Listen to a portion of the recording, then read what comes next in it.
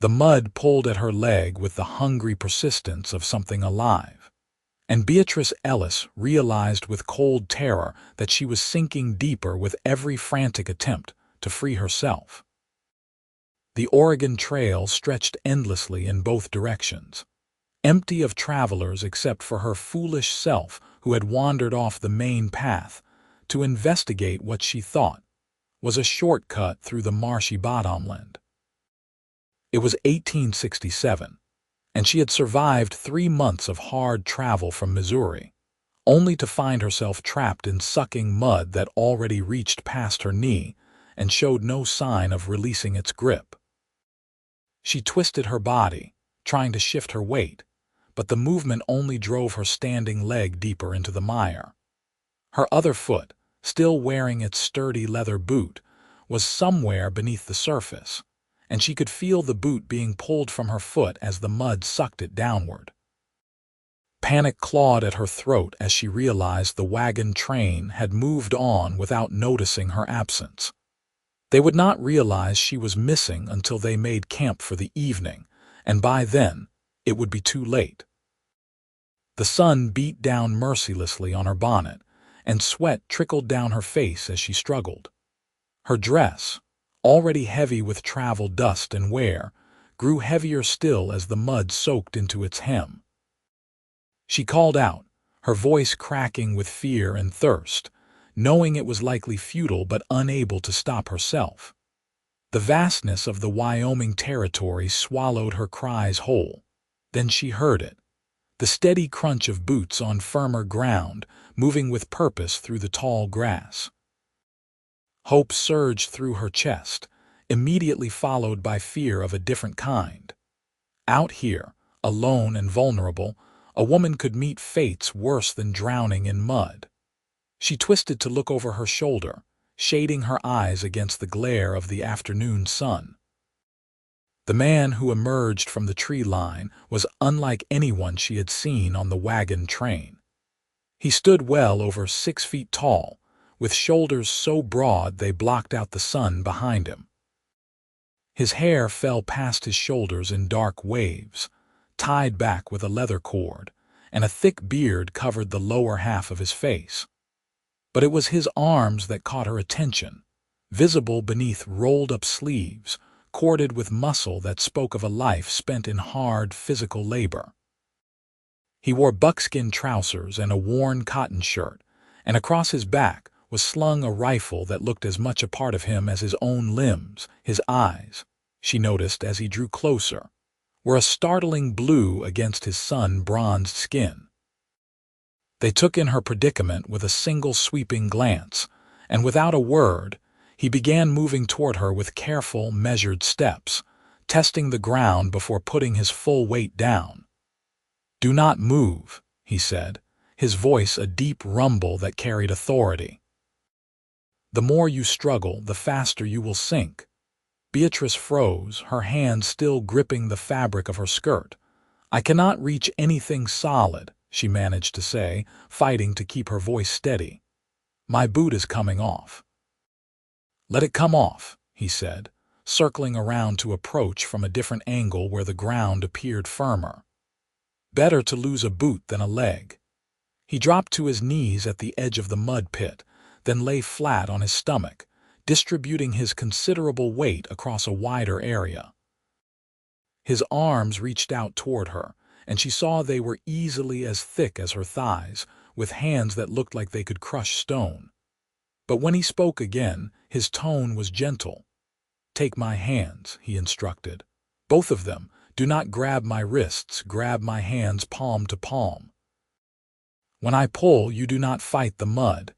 You let your body go limp like a rope. Understand?" She nodded, stretching her arms out toward him. The distance between them was too great. He shifted forward, inching across the treacherous ground until his fingers could brush hers. The mud crept higher, now halfway up her thigh, and she could feel her boot sliding completely free from her foot beneath the surface. "A little more," he said, his voice calm despite the urgency of the situation. "Lean forward from your waist. Trust me." Beatrice leaned forward, feeling the mud shift and pull at her, but his hands locked around hers with a grip like iron. The moment their palms pressed together, she felt an inexplicable sense of safety despite her dire circumstances. "Now," he said, "go limp." She obeyed, letting her body relax completely, fighting every instinct that screamed at her to struggle. He began to pull slowly and steadily, his massive shoulders bunching with effort. She felt the mud resist, felt it pull at her like a jealous lover unwilling to release its prize. Her bootless foot slipped free first. Then, inch by agonizing inch, her other leg began to emerge.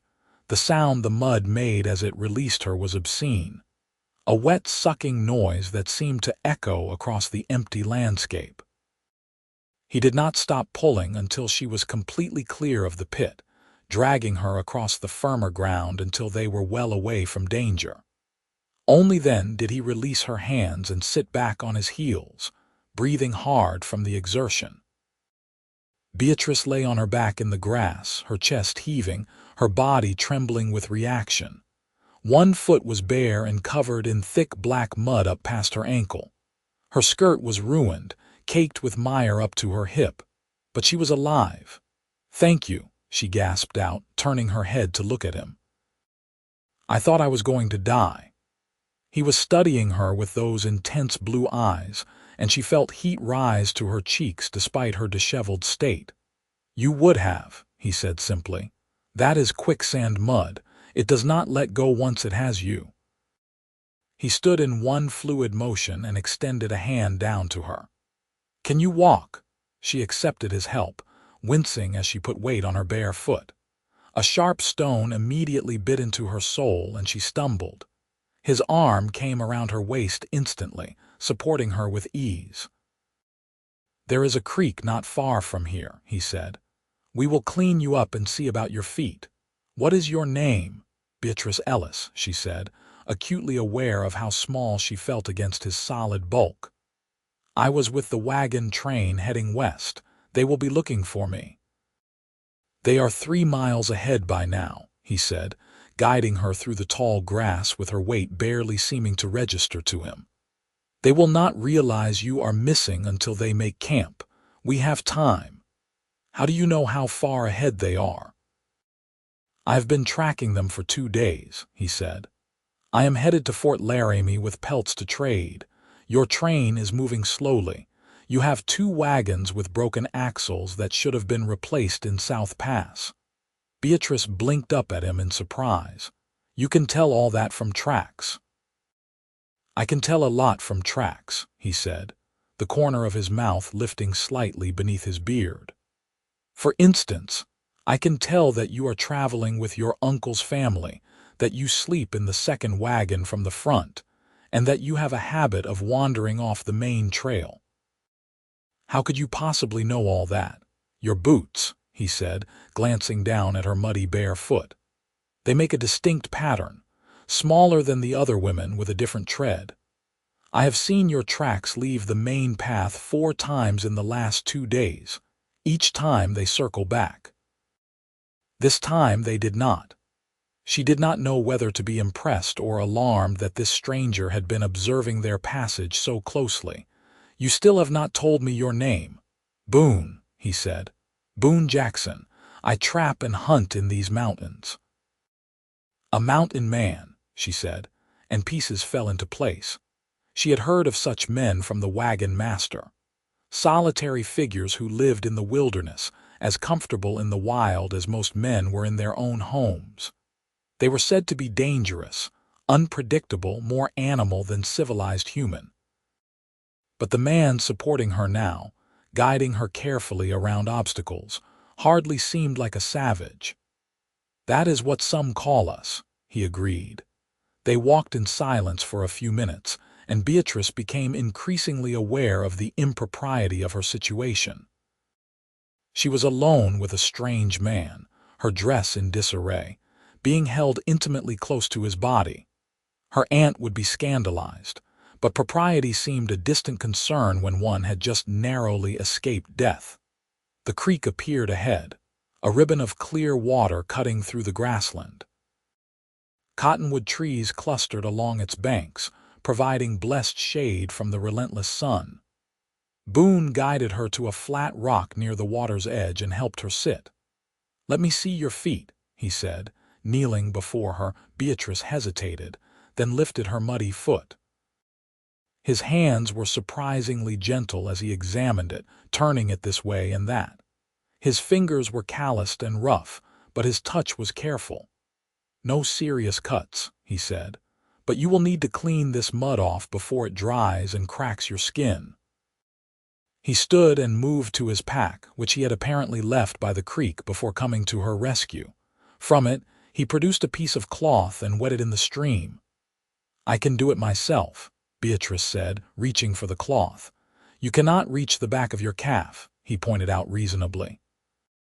"And if that mud dries with dirt in it, the skin will become infected. I have seen men lose limbs to infected wounds that started smaller than a pin prick."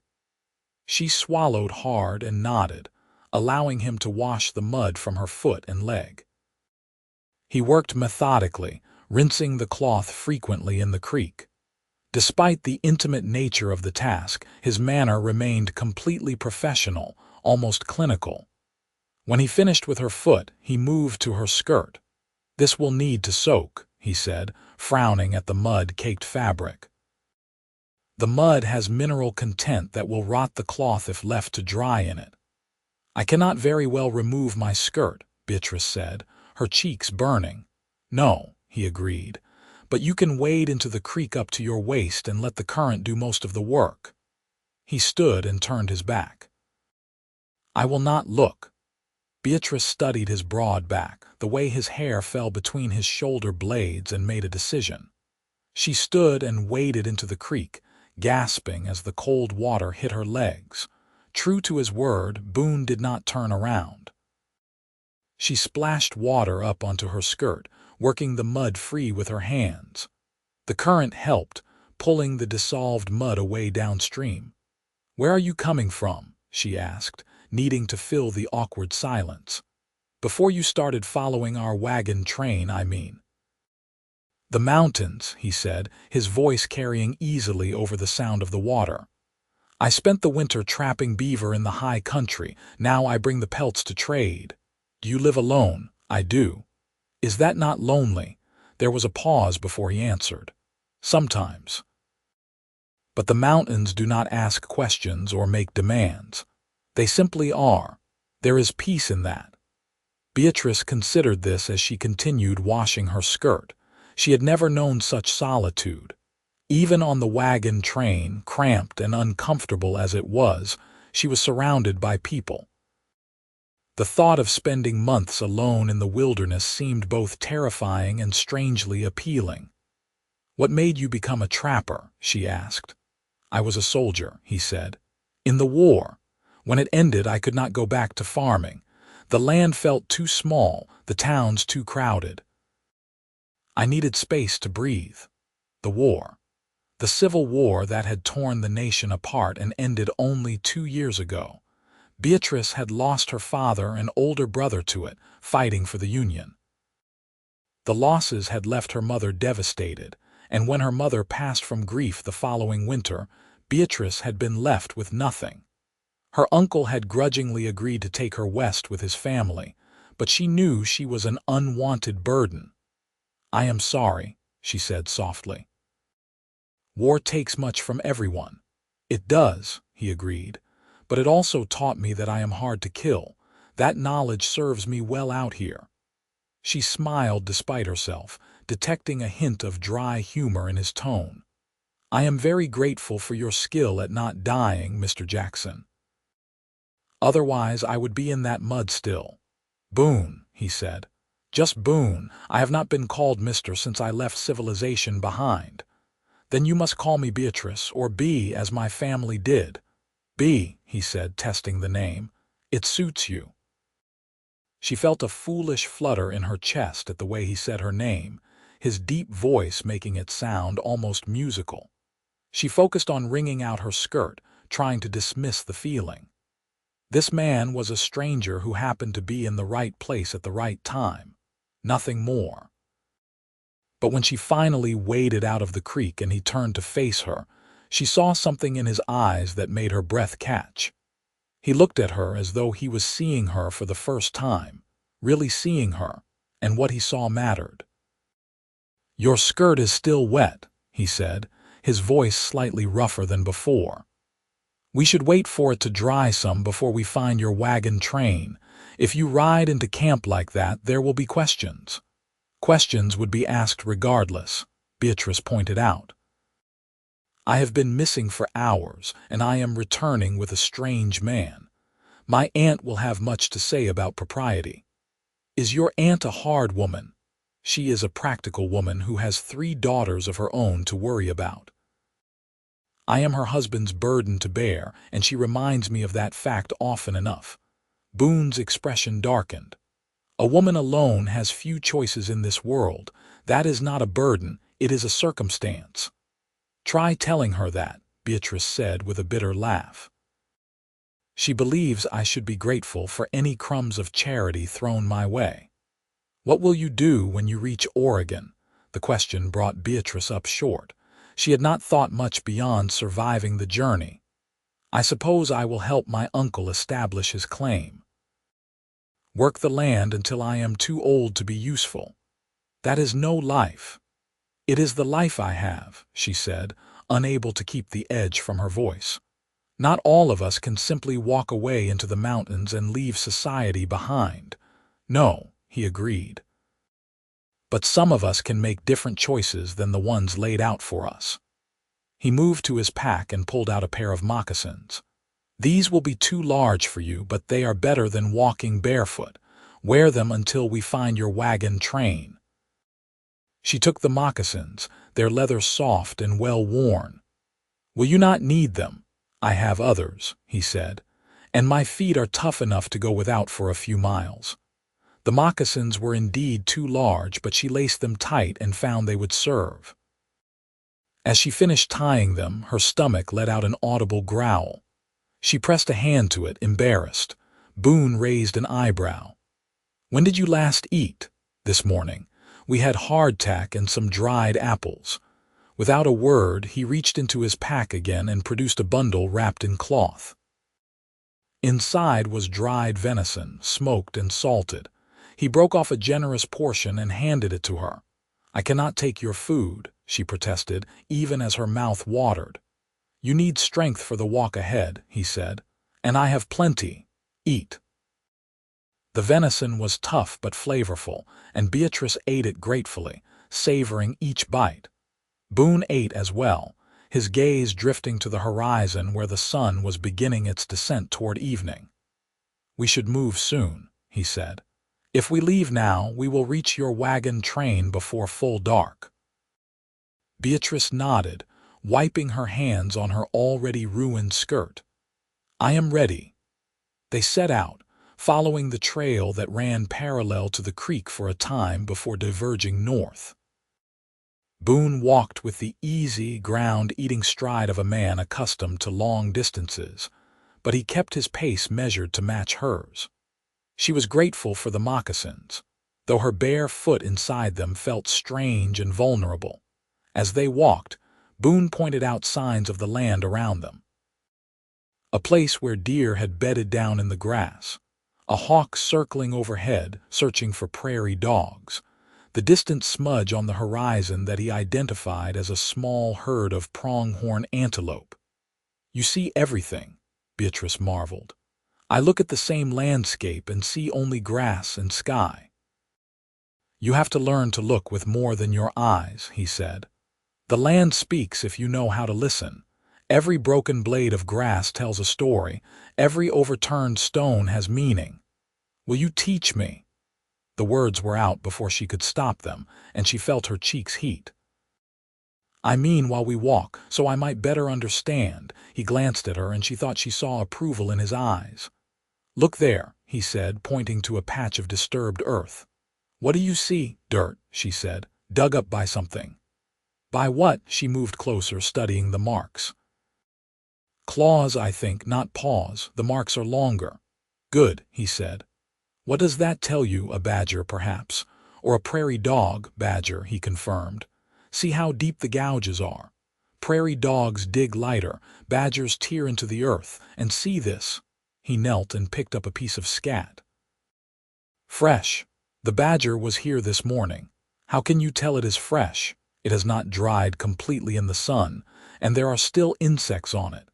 He dropped it and wiped his hand on the grass. Everything leaves signs, B. Animals, people, weather, you just have to know what to look for. They continued on, and Beatrice found herself fascinated by his knowledge.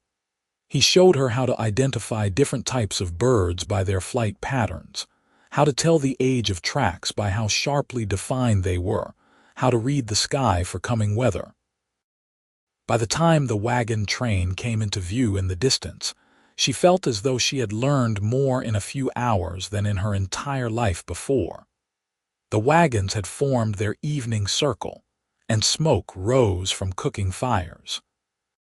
Boone stopped at the edge of the encampment, suddenly reluctant to go further. I should leave you here, he said. It will cause less trouble if you walk in alone. But you saved my life, Beatrice protested. You should be thanked properly, given a meal at least. I do not need thanks, he said. And I am not comfortable around so many people anymore. I will watch from here to make sure you reach the wagon safely, then I will make my own camp. She felt an unexpected pang of loss at the thought of parting from him. In just a few hours, this quiet man with his gentle hands and vast knowledge had shown her more kindness than her own family had in months. Will I see you again? She asked. Something flickered across his face, an emotion she could not quite read. The trail to Fort Laramie follows this route. I may pass by. It was not a promise, but it was not a refusal either. Beatrice nodded, knowing she had no right to ask for more. She slipped off the moccasins and held them out to him. Keep them, he said. Your other boot is lost. You will need something for your feet. I cannot, she said. These are yours. They are yours now, he said firmly. Consider them a gift. She clutched the moccasins to her chest, feeling the warmth of the leather that had been against his feet. Thank you, Boone, for everything. He nodded once, his blue eyes holding hers for a long moment. Then he turned and melted into the darkening landscape, as silently as he had appeared. Beatrice stood watching the place where he had vanished, feeling as though something important had just walked out of her life before she even understood what it was. The camp erupted into noise when she approached. Her aunt descended on her with shrill questions and accusations, demanding to know where she had been, why she had wandered off. Did she have any idea the worry she had caused? Her uncle was quieter, but his disapproval was evident in every line of his weathered face. I fell into quicksand mud, Beatrice explained, showing them her ruined skirt. A trapper pulled me out. My boot was lost.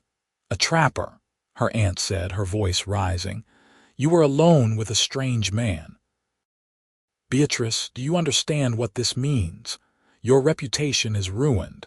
No decent man will have you now. I would have died without his help, Beatrice said quietly. I think my life is worth more than my reputation. Her uncle held up a hand, silencing his wife. What did this trapper look like? How do we know he did not take liberties? He was a gentleman, Beatrice said firmly, meeting her uncle's eyes. He saved my life and asked nothing in return. His name was Boone Jackson. One of the wagon train scouts, a grizzled old man named Hawkins, looked up sharply at the name. Jackson. Big fellow, long dark hair. Yes, Beatrice said. Do you know him? Know of him, Hawkins said. He is famous in these parts, best tracker this side of the Rockies. Some say he is part wolf, the way he moves through the wilderness. Others say he is half ghost. I say he is just a man who knows the land better than the back of his own hand. If he pulled you from quicksand mud, girl, then you are lucky to be alive. That mud does not give up what it takes. Her aunt sniffed dismissively, but her uncle looked thoughtful. "Where is this Jackson now?" "He left," Beatrice said. "He said he was heading to Fort Laramie to trade pelts." "Then perhaps we will see him there," her uncle said. "I would like to thank him properly for saving my niece's life, even if she was foolish enough to need saving in the first place." Beatrice accepted the rebuke silently, knowing she had been careless. But as she helped prepare the evening meal, wearing Boone's 2 large moccasins and feeling the soft leather against her skin, she could not bring herself to regret the incident that had brought him into her life. That night, lying in her bedroll beneath the wagon, she stared up at the star-filled sky and wondered where Boone was.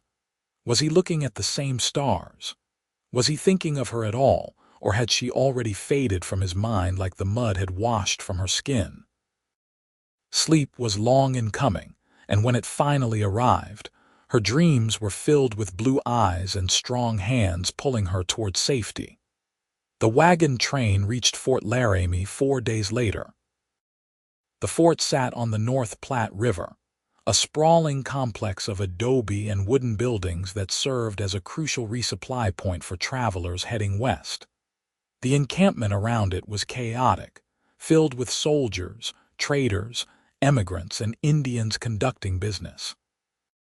Beatrice helped her cousins carry water from the river while her aunt and uncle haggled with traders over supplies. The prices were outrageous, inflated by the knowledge that emigrants had little choice but to pay. A pound of coffee cost as much as a full sack had back in Missouri. She had not seen any sign of Boone since that evening on the trail, and she told herself it was foolish to look for him. He had likely traded his pelts and moved on, back to his mountains and his solitary life. Why would he linger in a place he clearly found uncomfortable? But her eyes searched for him nonetheless, scanning the crowds for a glimpse of broad shoulders and long dark hair. By the second day at the fort, she had resigned herself to disappointment. He was gone, and she would never see him again. Then, on the third morning, as she was washing clothes in the river, a shadow fell across her. "You kept the moccasins," Boone's deep voice said. Beatrice's head snapped up, her heart leaping into her throat. He stood on the riverbank above her, looking exactly as he had before, though perhaps his beard was slightly neater, as if recently trimmed. His eyes were crinkled at the corners, and she realized with a start that he was amused. "You said they were a gift," she said, trying to keep her voice steady even as joy bubbled up inside her. "One does not return a gift." "No," he agreed, "one does not." He moved down the bank to crouch beside her, his movements fluid and controlled. "How have you been, Bea?" "Well enough," she said, wringing out one of her cousin's dresses. "My aunt is still scandalized by my adventure. My uncle is grateful I survived, and I have learned to watch where I step." His lips quirked beneath his beard. "Good lessons all around." He was silent for a moment, watching the river flow past. "I traded my pelts, got a fair price." "Are you heading back to the mountains then?" "Not yet," he said. "I have business here for a few more days." "Your uncle mentioned you would be at the fort for a week, resting the animals and making repairs."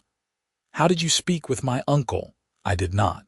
I overheard him talking to the wagon master." Boone picked up a smooth river stone and turned it over in his massive hands. "I was wondering if you might want to see more of the fort. There are things here worth seeing. The trading post has goods from all over the world, and the Indian encampment is unlike anything you will see in Oregon." Beatrice stared at him, hardly daring to believe what she was hearing. "Are you asking to escort me?" "I am," he said simply, "if that would be acceptable to you." "Yes," she said, perhaps too quickly. "I would like that very much, but my aunt would never allow it. What if I asked your uncle's permission, formally as is proper?" The idea of this mountain man, this solitary trapper who lived by his own rules, submitting to social convention on her behalf, made her chest feel tight. You would do that for the chance to spend time with you. Yes. The blunt honesty of his words left her speechless. She looked down at the dress in her hands, suddenly shy. Then yes, I would very much like to see the fort with you. He stood, and she saw that he wore cleaner clothes than before, though they were still buckskin and rough homespun. He had made an effort, she realized, to make himself presentable. For her, I will speak to your uncle this afternoon, he said. If he agrees, I will come for you tomorrow morning after breakfast. She nodded, not trusting her voice. He touched 2 fingers to his forehead in a casual salute and walked away, his long stride carrying him quickly back toward the main fort. Her hands shook as she returned to washing, and she had to rewash the same dress twice because she could not focus. Boone Jackson wanted to spend time with her. He had stayed at the fort, uncomfortable as it made him, just for the possibility of seeing her again. That afternoon, true to his word, Boone approached her uncle's wagon. Beatrice watched from a distance, pretending to mend a tear in one of her skirts as the 2 men spoke. She could not hear their words, but she saw her uncle's initial suspicion give way to consideration and then, to her amazement, a nod of agreement. When Boone walked past her on his way out of camp, he caught her eye and gave her a slight smile. Her heart soared. Her aunt, however, was less pleased. "I do not care if he saved your life," she said that evening. "It is improper for an unmarried woman to be escorted by a man who is not family. People will talk." "Let them talk," Beatrice said, with more bravery than she felt. "He was a perfect gentleman before, and I trust he will be again." "Trust has nothing to do with it," her aunt snapped. "Men are men, and you are too naive to understand what they want." But her uncle overruled his wife. "Jackson gave me his word that he would treat Beatrice with respect, and I believe him. The man saved her life and asked for nothing. The least we can do is allow him to show our niece the sights of the fort." So the next morning, Beatrice wore her least worn dress, a simple blue calico that brought out the color of her eyes, and waited nervously by the wagon. Boone appeared precisely at the appointed time, his hair neatly tied back, his rifle conspicuously absent. "Good morning," he said, offering her his arm with the formality of a city gentleman. "Are you ready?" She took his arm, feeling the solid muscle beneath the fabric of his sleeve, and smiled up at him. "I am." They walked toward the fort, and Beatrice was acutely aware of the stares they attracted. She was a small woman, barely reaching Boone's shoulder, and he was a giant of a man whose very presence commanded attention. But he seemed oblivious to the looks, his attention focused entirely on her. "Have you been to the fort before?" she asked. "Many times," he said. "I usually come twice a year to trade, once in the spring with winter pelts and once in the fall before heading back to my winter camp." "Where is your winter camp?" "In the Wind River Range, about a week's ride north of here. There is a valley I return to, sheltered and rich with game, a good place to wait out the hard weather." "That sounds beautiful," she said wistfully. "It is," he agreed, "especially when the first snow falls and everything is quiet and clean. The whole world turns white and still, and you can hear the trees creak in the cold." His words painted a vivid picture, and Beatrice found herself imagining what it must be like, living in such pristine isolation. "Do you never get lonely?" "Truly." He was quiet for a long moment. "I did not think I did," he said finally. "But lately, I have been questioning that assumption." The trading post was a revelation. Beatrice had never seen such an array of goods in one place. There were bolts of cloth from the east, steel traps and knives, bags of coffee and sugar, barrels of gunpowder, and even luxury items like mirrors and ribbons. Along one wall hung furs of every description: beaver, fox, mink, wolf, and even a massive bear pelt that Boone eyed appreciatively. "That is a grizzly," he said. "Whoever took it down is either very skilled or very lucky." A trader overheard and laughed. "That was Jackson's work, actually. Brought it in yesterday. You are Jackson, are you not?" Boone nodded curtly, clearly uncomfortable with the attention. "You killed that bear?" Beatrice asked, staring at the enormous pelt. "It was coming into my camp looking for food. I had no choice." The casual way he said it, as though facing down a grizzly bear was an everyday occurrence, made Beatrice realize again just how different his life was from anything she had known.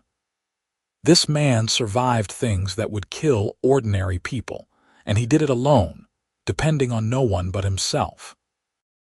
They moved through the trading post, and Boone pointed out items of interest, explaining their uses. When they reached a display of ribbons, he paused. "What is your favorite color?" he asked. "I do not know," she admitted. "I have never thought much about it. Why?" He reached out and pulled a ribbon from the display, a deep blue that matched her dress. Before she could protest, he had purchased it and handed it to her. "You should have something pretty," he said. "Something that is just yours, not handed down or practical." She held the ribbon, her eyes stinging with sudden tears. It was such a small thing, but no one had given her something purely frivolous in longer than she could remember. Everything in her life had been about survival and practicality. "Thank you," she whispered. They left the trading post and walked toward the Indian encampment. Several tribes were represented, and Boone greeted some of the men in their own languages. They responded with respect, and Beatrice realized that Boone was known and trusted here. "You speak their languages?" she asked, amazed. "Some. Enough to trade and show respect. The tribes know these lands better than any white man ever will. It pays to listen to them." An old Lakota woman was selling beadwork, and Beatrice stopped to admire a pair of moccasins decorated with intricate patterns in blue and white. The woman saw her interest and smiled, saying something in Lakota. Boone translated.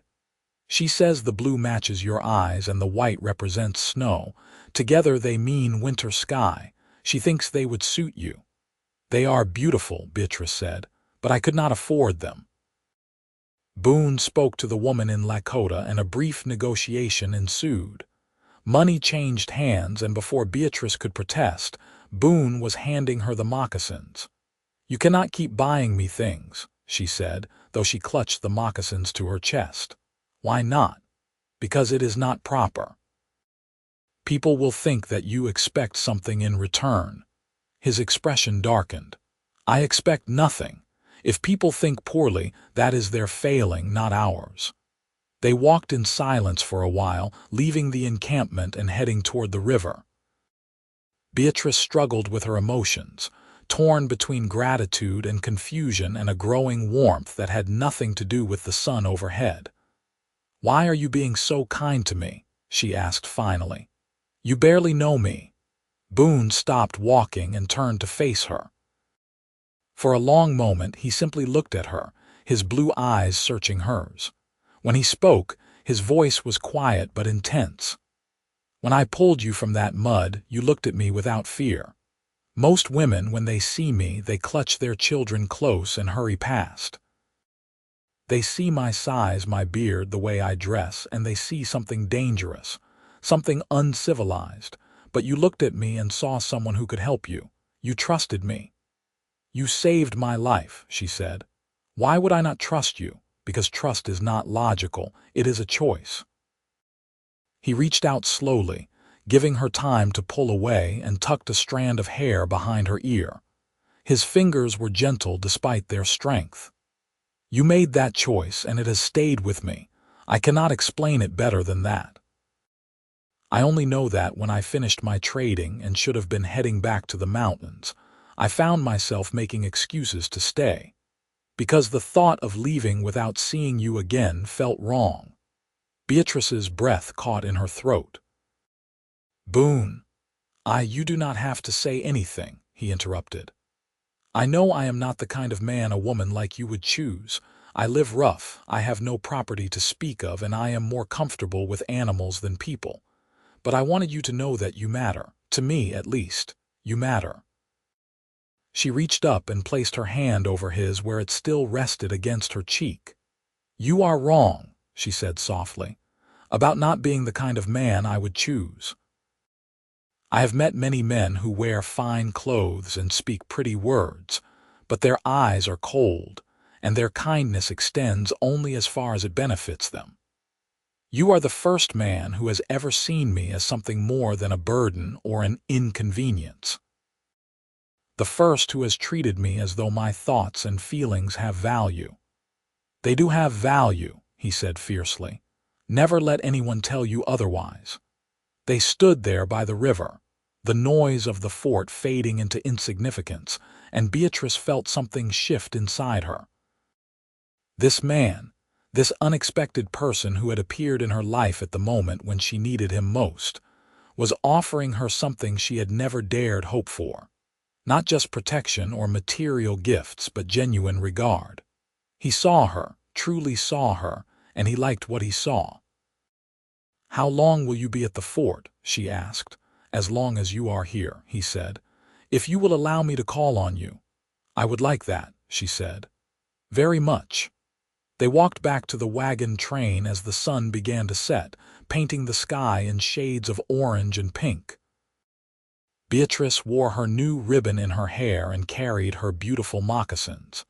And for the first time since leaving Missouri, she felt something that might have been happiness. Over the next several days, Boone became a regular presence in the camp. He would appear each morning after breakfast, always respectful, always asking permission before taking Beatrice anywhere. Her uncle grew to like him, appreciating his straightforward manner and obvious competence. Her aunt remained suspicious, but even she could not find fault with his behavior.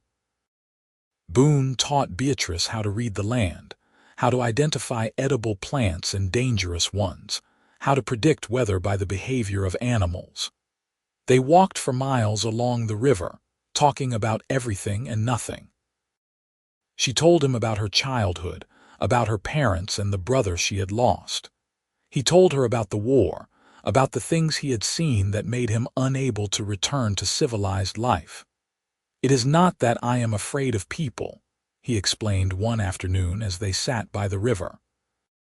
"It is that I cannot pretend anymore, cannot make small talk about crops and weather when I have watched men die screaming, cannot sit in a church and pray to a God who allowed such suffering. In the mountains, I do not have to pretend. I can just be." "You do not have to pretend with me," Beatrice said. He looked at her with such intensity that she felt it like a physical touch. "No," he agreed, "I do not. That is a rare gift, B." On the 6th day at the fort, disaster struck the wagon train. One of the families, the Millers, lost their youngest son to cholera. The disease had been the silent terror of the trail, and its appearance sent panic through the camp. The boy was buried quickly, far from the river, and everyone who had contact with the family was quarantined. Beatrice's aunt had helped care for the sick child, and she fell ill 2 days later. Within hours, she was violently sick, and the wagon master ordered their wagons separated from the others. Beatrice's uncle was frantic, torn between caring for his wife and protecting his daughters. "I will help," Beatrice said. "I will tend to her, keep the girls away." "You could get sick too," her uncle protested. "Someone has to do it," Beatrice said, "and I am the most expendable." The words were bitter but true, and her uncle did not argue. For 3 days and nights, Beatrice nursed her aunt, forcing water down her throat, cleaning her when she soiled herself, holding her when she shook with fever. It was grueling, terrifying work, and Beatrice barely slept. Boone appeared on the 2nd day, carrying fresh water and clean cloths. "I am helping," he said, forestalling any argument. "You could get sick," Beatrice said, echoing her uncle's words. "I survived the war and 4 winters in the mountains," he said. "I am not afraid of cholera. Together they cared for her aunt. Boone's strength was invaluable, allowing them to change the bedding beneath her without causing too much pain. His calm presence soothed Beatrice's fears, and his knowledge of medicinal plants provided remedies that seemed to ease the worst symptoms. On the fourth day, the fever broke. Beatrice's aunt opened her eyes, weak but lucid, and asked for water. Beatrice nearly wept with relief. "You saved her," Beatrice said to Boone as they finally left the quarantined wagon. "We saved her," he corrected. "You did not give up. That is what mattered." Her aunt's recovery changed something in the family dynamics. When she was strong enough to speak, she called Beatrice to her side. "You could have left me to die," she said, her voice hoarse. "Your uncle would have understood. You owed me nothing. I have not been kind to you." "You are family," Beatrice said simply. "That is enough."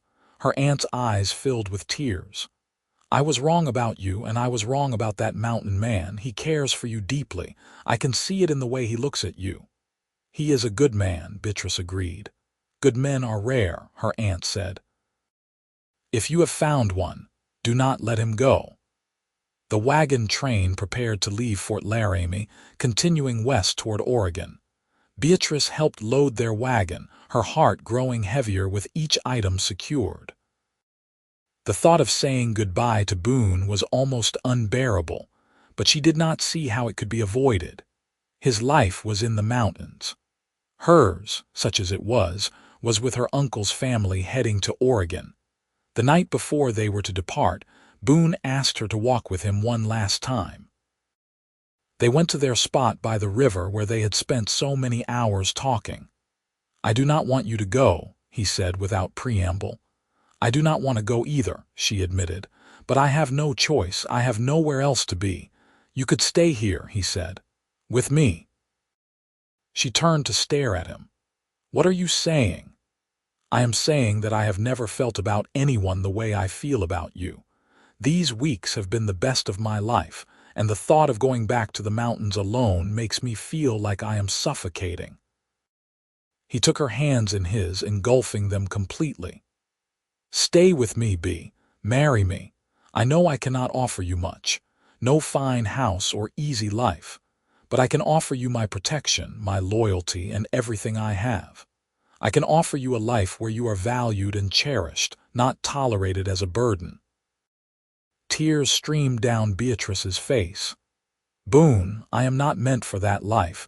I do not know how to survive in the wilderness." "I will teach you," he said. "Everything I know I will teach you, and you are stronger than you think, Bea. You survived the trail, you survived nearly dying in that mud, you saved your aunt's life through sheer determination. You are not some fragile city woman who needs to be sheltered." "What about children?" she asked. "If we have children, how would we raise them in the mountains?" "The same way people have raised children for thousands of years," he said. "With love and care and teaching. And when the time comes, if you want them to have schooling and society, we will find a way. I am not saying we would never come to civilization. Just that we would not live in it year-round." She wanted to say yes. Every fiber of her being wanted to throw herself into his arms and accept his offer, but fear held her back. "What if I am not strong enough?" she whispered. "What if I fail you?" "You could not," he said with complete certainty. "Bea, you are the strongest person I know. You have survived losses that would break most people, and you still have kindness in your heart, still have hope. That is true strength." "I am afraid," she admitted. "So am I," he said. "I am terrified.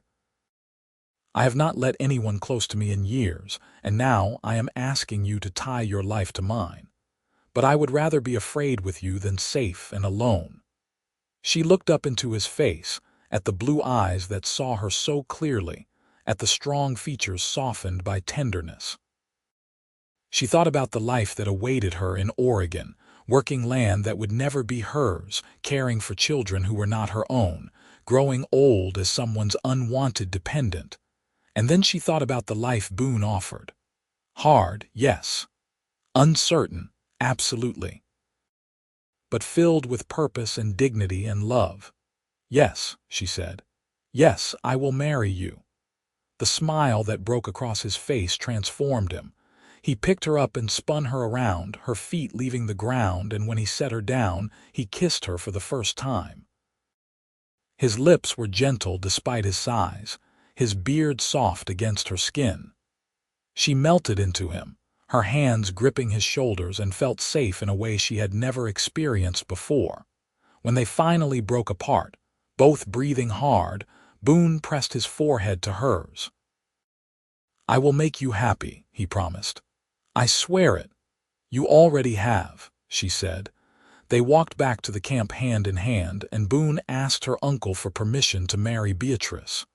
Her uncle, who had grown to respect the mountain man, gave his blessing readily. Her aunt cried happy tears and insisted on helping Beatrice prepare for the wedding despite still being weak from her illness. The wedding took place 2 days later, performed by the fort's chaplain. It was a simple ceremony attended by Beatrice's family and a few of Boone's trapper friends who were at the fort. Beatrice wore her blue calico dress with the ribbon Boone had given her in her hair. Boone had somehow acquired a new shirt, though he still wore his buckskin trousers and moccasins. When the chaplain pronounced them husband and wife, Boone kissed her again, and the small crowd cheered. Her uncle shook Boone's hand and welcomed him to the family. Her aunt embraced Beatrice and whispered, "Be happy, child. You deserve it." The wagon train left the next morning without them. Beatrice stood with Boone watching the wagons roll away, feeling no regret. Her new husband's arm was around her shoulders, solid and reassuring. "Ready to start our life together?" he asked. "I am," she said, and she meant it. They spent another week at Fort Laramie while Boone purchased supplies and prepared for the journey to his mountain home. He bought her proper clothing for the wilderness, teaching her how to layer buckskin and wool for warmth. He showed her how to pack efficiently, how to distribute weight on a horse, how to set up camp quickly. Beatrice absorbed it all eagerly, determined to be a partner rather than a burden. She learned to build fires in the rain, to purify water, to identify animal tracks. Boone was a patient teacher, never mocking her mistakes, always encouraging her progress. When they finally set out, Beatrice rode a sturdy mare that Boone had purchased for her. Her few possessions were packed in saddlebags, including the beautiful moccasins the Lakota woman had made, and the ribbon that had been Boone's first gift to her.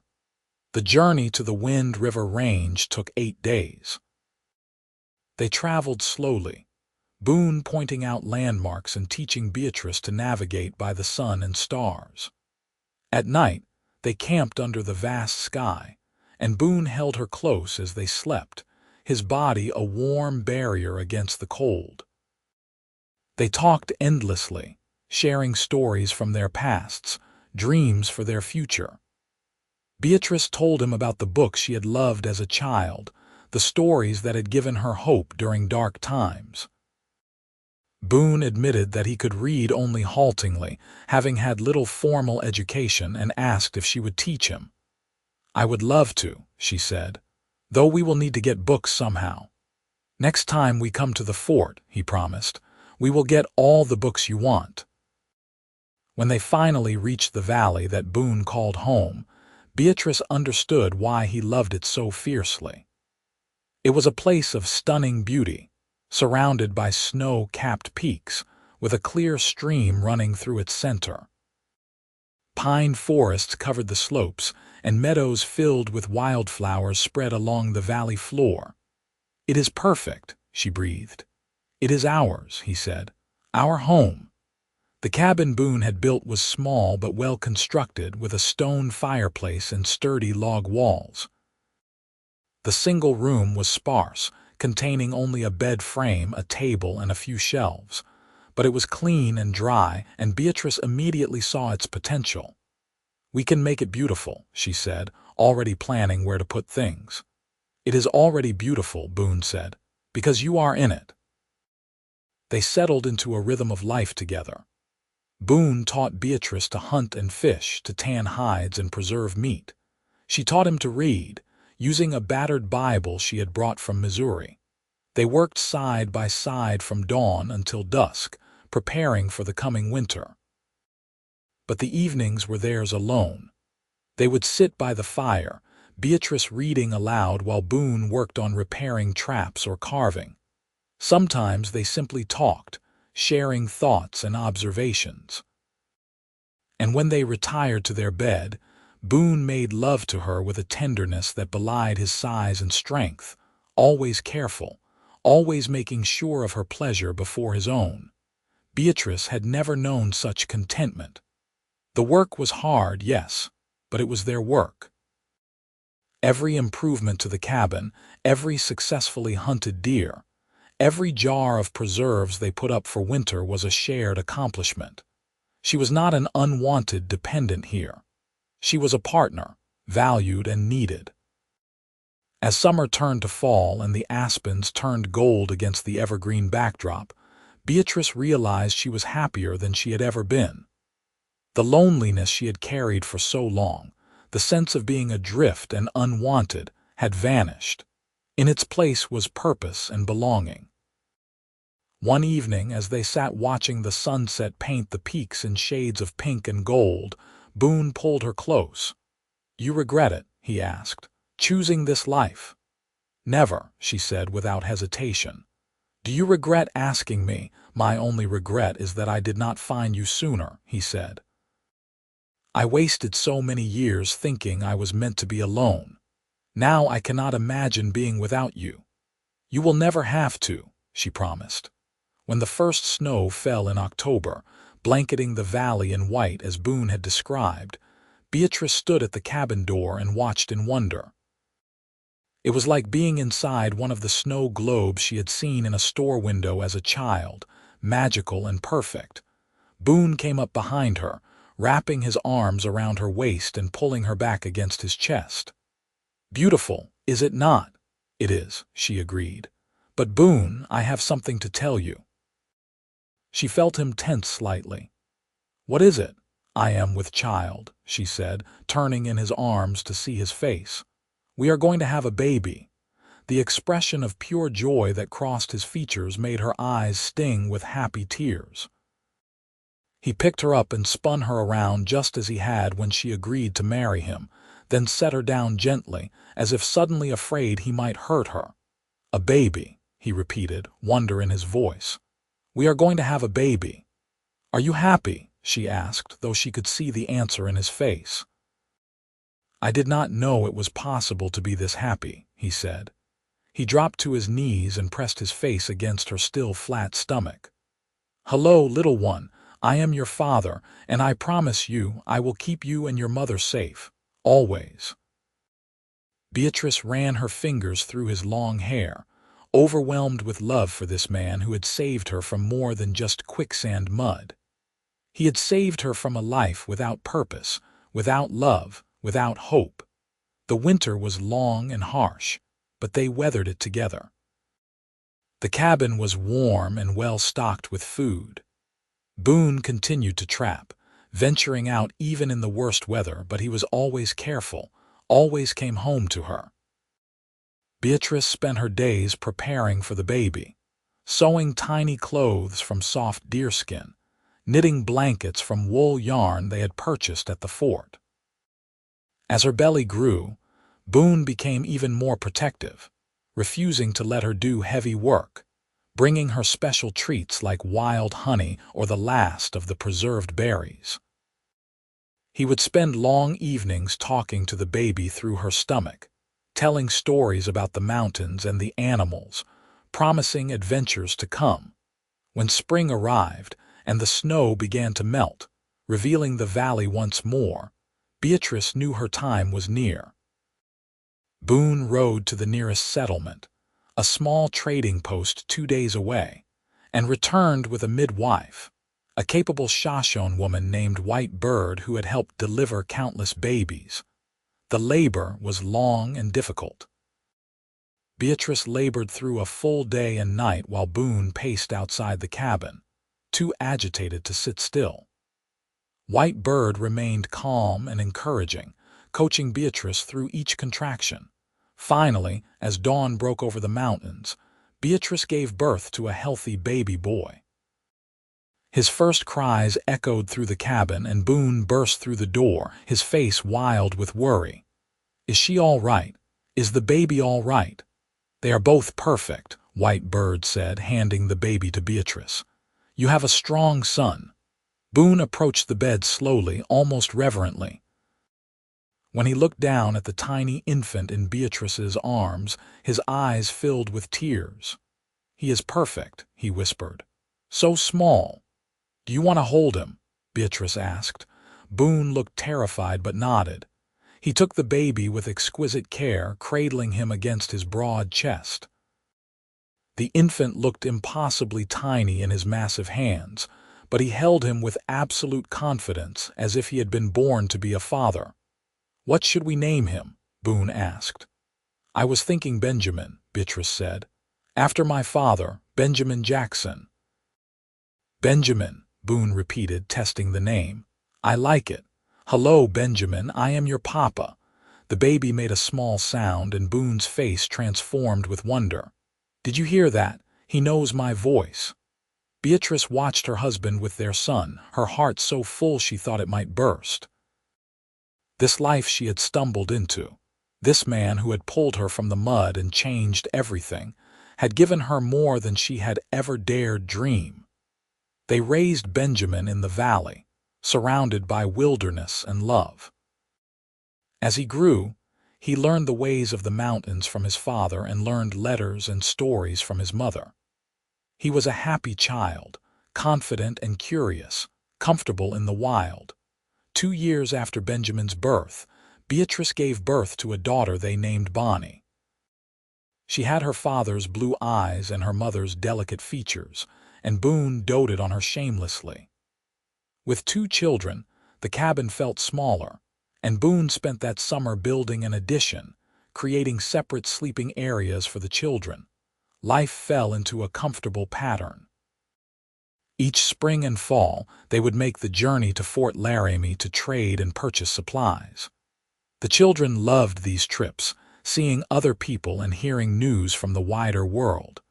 But they were always eager to return to their valley, to the home they loved.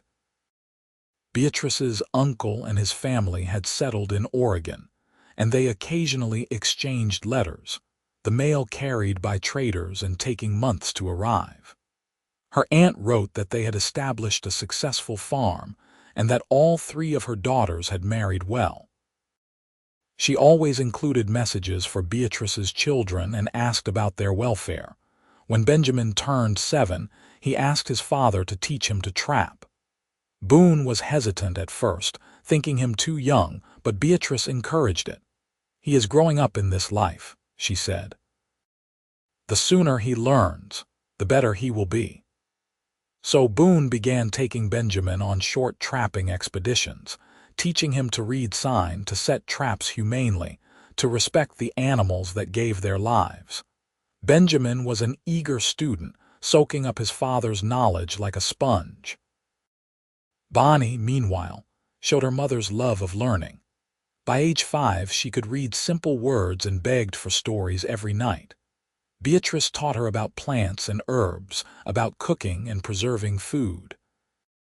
Mother and daughter would spend hours in the meadows, gathering greens and roots, Beatrice sharing all the knowledge Boone had taught her. On quiet evenings, with the children asleep and the fire burning low, Boone and Beatrice would sit together as they had from the beginning.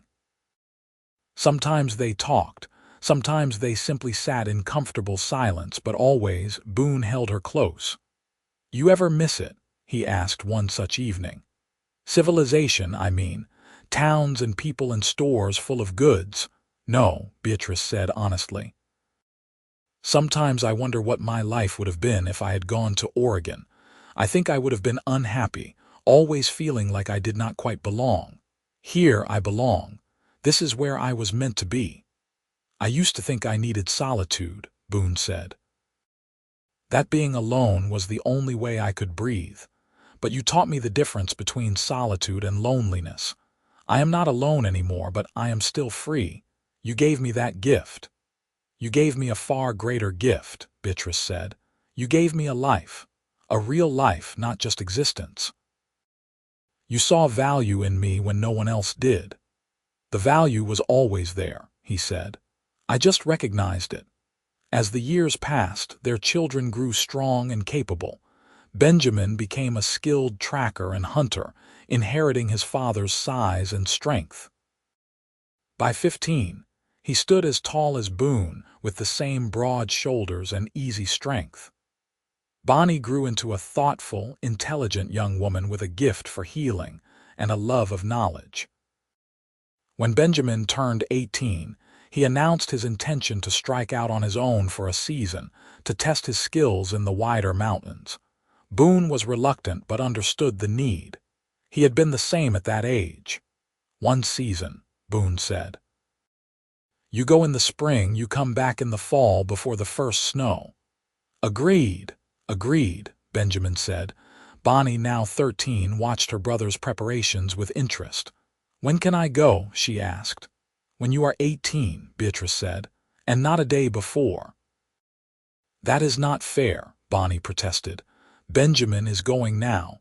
Benjamin is a man grown, Boone said. And even so, I am half terrified to let him go.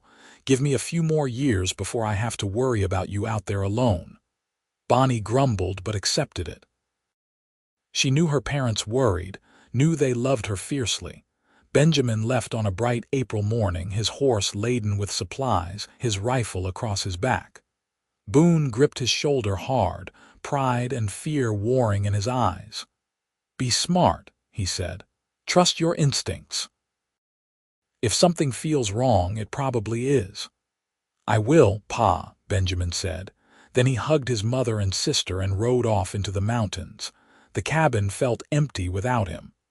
Beatrice found herself checking the trail constantly, though she knew he would not return for months. Boone grew quieter, more watchful, as if he could somehow sense his son's well-being through the miles between them. True to his word, Benjamin returned in September, leaner and harder but beaming with pride. He had survived on his own, had taken pelts that would bring good money at the fort, had proven himself capable. Boone embraced him fiercely, and Beatrice wept with relief. That winter, as they sat around the fire trading stories, Benjamin spoke of the places he had seen, the challenges he had overcome. But he also spoke of loneliness, of missing his family, of realizing how much he valued the home his parents had built. I understand now, he said to Boone. What you said about the difference between solitude and loneliness. The mountains are beautiful, but they are better when you have people to share them with. Boone nodded, meeting Beatrice's eyes across the fire. That is a lesson that took me many years to learn. I am glad you understood it sooner. As Benjamin and Bonnie grew into adulthood, they each carved out their own paths. Benjamin eventually met a young woman at Fort Laramie, the daughter of a trader, and brought her home to the valley. Her name was Sarah, and though she was nervous about the wilderness at first, she adapted quickly, won over by the beauty of the land and the warmth of the family. Bonnie showed no interest in marrying, instead focusing on her studies of medicinal plants and healing. She became known among the various tribes and trappers as a skilled healer, someone who could treat injuries and illnesses that would otherwise prove fatal. Boone and Beatrice watched their children build lives they could be proud of, and marveled at how quickly the years had passed. They had been married for over 25 years, and the love between them had only deepened with time. Beatrice was now in her mid-40s, her hair showing threads of silver. Boone's beard had gone mostly gray, and there were lines around his eyes from years of squinting against mountain sun. But he was still strong, still capable, and when he looked at her, she still saw the same love and wonder that had been there from the beginning. One spring morning, as they walked together along the stream where they had first brought Benjamin as a baby, Boone stopped suddenly and took her hand. "I have been thinking," he said, "about that day I pulled you from the mud, about how that one moment changed everything. I think about it often," Beatrice admitted, "how different my life would have been if you had not come along. I think about your boot," he said, surprising her. "How it stayed in the mud while you came free. It seems symbolic somehow. You left behind the life that was holding you down, that was pulling you under. You came free of it and became something more." Beatrice had never thought of it that way, but she saw the truth in his words. That boot, stuck forever in the mud somewhere on the Oregon Trail, represented the woman she had been. Unwanted, uncertain, sinking under the weight of other people's expectations. "And you pulled me free," she said, "in more ways than one. We saved each other," he said. "You gave me purpose, a reason to rejoin the world. I gave you a place to belong. But the strength was always in you, B. I just helped you see it." They stood together in the morning sunlight, two people who had found each other against all odds and built a life that was entirely their own. Around them, the mountains rose eternal, witnesses to their love story. Years continued to pass, each season bringing its own joys and challenges. Beatrice and Boone became grandparents when Benjamin and Sarah welcomed a son, then a daughter. The cabin, now expanded multiple times, rang with the laughter of children once more. As Boone approached his 60s, his movements became slightly slower, though he remained strong and active. Beatrice's hands developed arthritis from years of hard work, but she learned to manage it with the herbs Bonnie provided. They had lived full lives, rich with love and accomplishment. One evening, sitting on the porch they had built together, watching the sunset paint the mountains in familiar shades of gold and pink, Beatrice leaned her head against Boone's shoulder. "You remember what you said to me that first day?" she asked. "When you were pulling me from the mud." "I told you to go limp," he said, "to trust me and not fight." "I have been thinking about that advice," she said. "How it has applied to our whole life together. Trusting you, not fighting against circumstances but working with them. It has served me well." "You have taught me just as much," he said. "You taught me that strength is not about being alone, that accepting help, building a family, opening your heart, that takes more courage than facing a grizzly bear." "We have had a good life," Beatrice said softly. "The best life," Boone agreed. "And it is not over yet. We have years left, you and I." And they did. They lived to see their grandchildren grow, to celebrate their 50th wedding anniversary surrounded by family, to watch the seasons turn year after year in their beloved valley.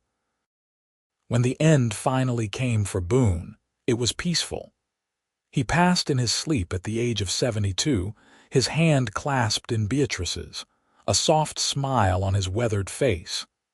Beatrice wept for the man who had been her partner, her love, her rescuer in more ways than one. But she did not leave the valley.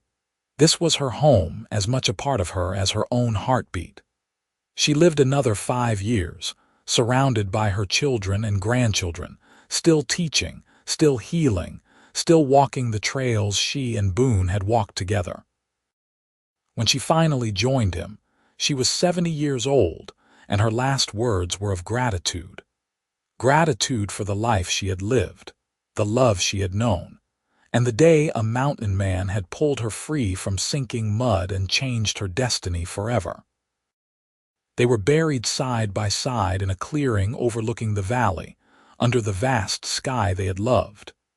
Their children marked the graves with simple stones that bore their names and a single line, "Together, always."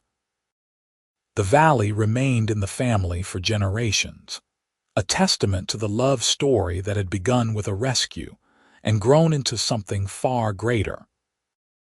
And sometimes, on quiet evenings when the sunset painted the mountains gold, Those who knew the story swore they could feel the presence of Boone and Beatrice, still together, still watching over the land they had loved. The boot, long lost in the mud of the Oregon Trail, had taken with it the woman Beatrice had been. Uncertain, unwanted, sinking. In its place emerged a woman who was strong, loved, and free. And it had all started with a mountain man's strong hands pulling her to safety, proving that sometimes losing something you thought you needed allows you to find everything you truly want. Their love story became legend in the mountains, passed down through generations. The valley where they had lived was known as Jackson's Valley, and trappers and travelers who passed through would pause to pay respects at the graves of the couple who had proven that love could flourish anywhere, even in the harsh wilderness. Benjamin grew old in the valley, teaching his own children and grandchildren the lessons his father had taught him. Bonnie traveled widely, bringing healing to remote settlements and Indian villages, but always returned to the valley for the winters. Both carried forward their parents' legacy of strength, compassion, and respect for the wild places. The story of how Boone Jackson pulled Beatrice Ellis from the sinking mud became a favorite tale around campfires and trading posts. Some versions embellished it with dramatic details, but the core remained true. A woman in desperate need, a man who appeared at precisely the right moment, and a love that transformed both their lives. What the stories rarely mentioned, but what Beatrice had always known, was that the rescue went both ways. Yes, Boone had saved her physical life that day on the trail, but she had saved him too from a lonely existence, from a future of solitude, from a life only half lived. Their children and grandchildren understood this truth. They had grown up watching their parents navigate life as true partners, each strengthening the other, each making the other better. It was a legacy more valuable than any material wealth, a template for how love should be. In the end, the lost boot was a small price to pay for a lifetime of happiness. Beatrice never once regretted leaving it behind in the mud, because freeing herself from it had allowed her to run toward a future she never could have imagined. A future with a mountain man whose strong hands and gentle heart had shown her what love could truly be. And as their story passed into legend, it carried a simple but powerful message. Sometimes, the moment when everything seems lost is actually the moment when everything is about to be found. Sometimes, sinking into the mud is the necessary precursor to being lifted into the light. And sometimes, one act of courage and kindness can ripple outward through generations, creating waves of love and hope that never truly end. The valley still stands, the mountains still rise, and the stream still runs clear. And somewhere in the history of the land, imprinted into the very soil, is the story of two souls who found each other against all odds and built something beautiful from a single moment of grace. Their great-great-grandchildren still live in Jackson's Valley, still tend the land, still tell the story of Boone and Beatrice. They show visitors the cabin, now preserved as family history, and the graves on the hill. They speak with pride of their ancestors who chose love over convention, wilderness over civilization, and each other over everything else. And every year, on the anniversary of that fateful day when Boone pulled Beatrice from the mud, the family gathers at the graves.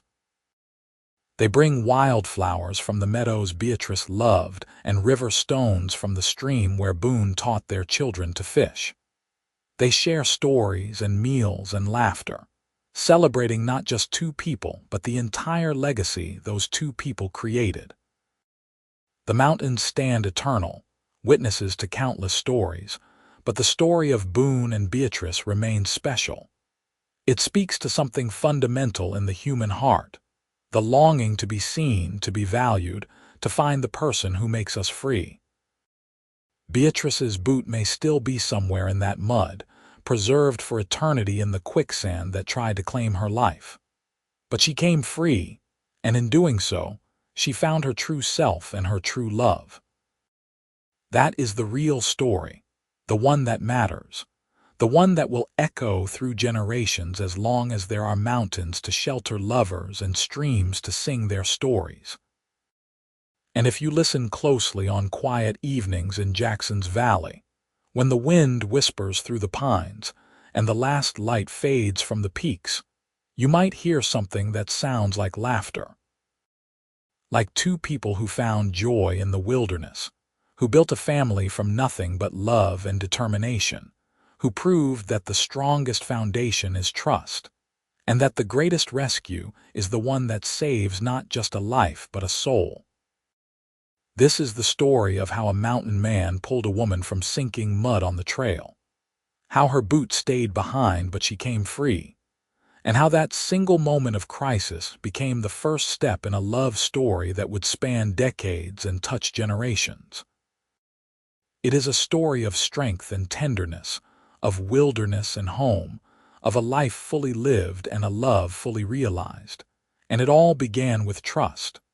With a woman's hands reaching out to grasp those of a stranger, with a man's steady strength pulling her toward safety, with two hearts recognizing in each other something precious and rare, something worth holding on to forever. The mud let go, the boot stayed behind, and Beatrice Ellis came free to become Beatrice Jackson. And in doing so, she became exactly who she was always meant to be. A woman strong enough to choose her own path, brave enough to walk it, and wise enough to recognize love when it offered her a hand. That is the true legacy of the lost boot and the found love. Not just that Boone saved Beatrice's life that day on the Oregon Trail, but that together, they saved each other from lives half-lived and hearts half-full. Together, they built something that transcended the wilderness and the hardships and the years. They built forever.